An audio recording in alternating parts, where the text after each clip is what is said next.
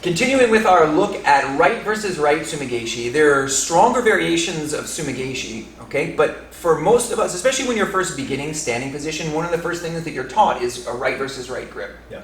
And the more advanced grips where you're gripping kenkyatsu, where you're left versus right, or grips over the back, or taking care of the stiff arm like the post, which is things that we've covered previously, those things are a little bit more advanced, but it doesn't mean that you can't learn them. The thing about right versus right is it's a pretty standard grip. It's early.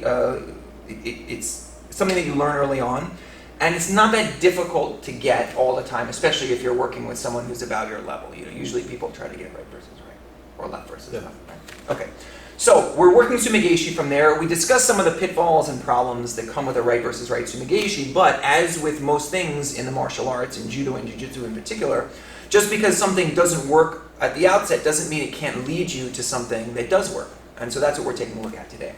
We had said that off our right versus right position here, when we go to hit Sumi-gaeshi, oftentimes we can find ourselves in a place where it's very difficult to take our partner through, and hitting the full sweep may not work. As a result, we may find ourselves down on the ground, either in a seated butterfly guard with some distance here and working Sumi-gaeshi, or we may find ourselves in a position where our partner is countering, and we'll take a look at that in a moment. Right now, we're going to look at being down on the ground here with our partner on their two knees.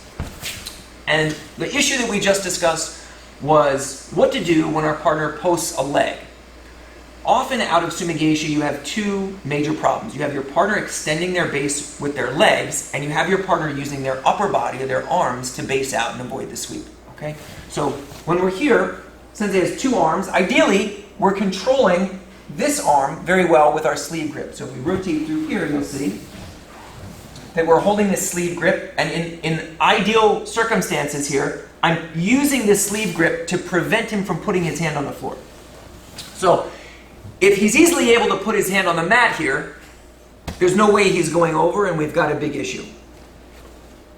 What we're trying to do is prevent that from happening, but unfortunately you can't always do that. So our first situation that we're going to deal with is what happens when our partner places this hand here down on the floor, and we feel like we're stuck. We can no longer use our Sumi-gaeshi effectively. In a case like this, the first thing we're going to do is we're going to take this base away. All right, how will we do that? Well, we're going to switch our grip from a cuff grip down here, right along our partner's, the seam of our partner's gi, okay? And you may be gripping here, you may be gripping up high, they're both good.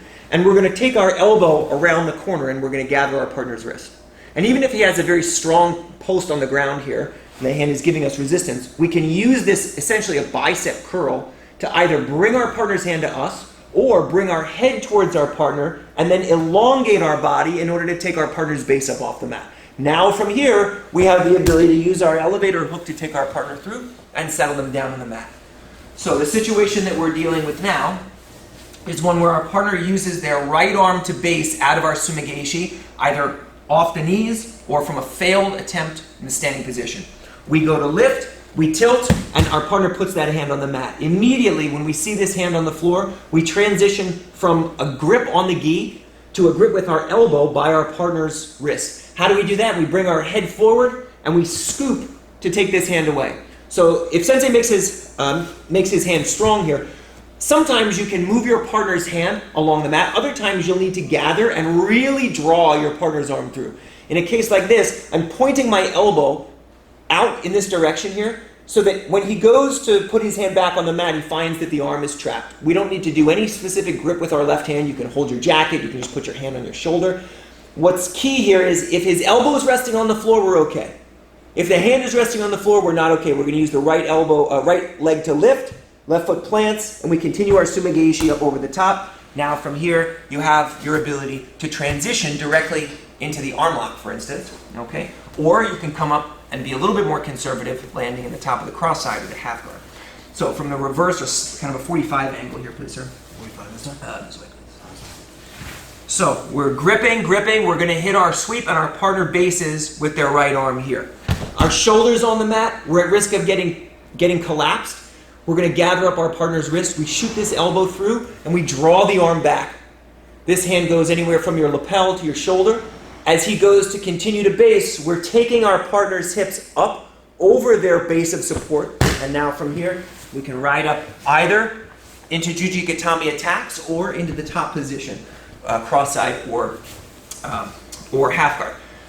Very important for all Sumi-gaeshis, but specifically for this, because your body is elongated, is the position of your lifting knee. So we're going back a little bit here, but this knee, as we're lifting for Sumi-gaeshi, has to be vertical, okay, up and down, and ideally this knee is outside the line of our partner's hips. Okay? So what do we mean by that?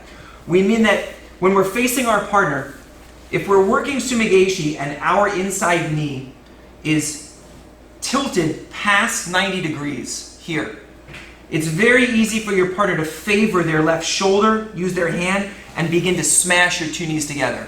And when you first begin doing Sumi-gaeshi on the ground, and you're starting to work with some resistance, you'll find that this is something that happens frequently. Your correction for this, as your partner goes to smash, is to create a little bit of space and make sure that this knee, above all things, stays vertical. In the ideal scenario, we have this knee on the outside of our partner's hip, which you'll be able to see. Sensei, can you come here please and face me? This knee is on the outside of our partner's hip, which you can see very clearly from this angle. The knee is on the outside of the body. Why is that? It's so that my knee can never be smashed down to the inside position and my partner taking the outside position to pass. This knee here needs to stay up. So from a collar sleeve grip, we're taking care that this knee is outside rather than inside. It's vertical rather than horizontal. And it's out of here that we're able to execute either a classic sumi, post your right leg please,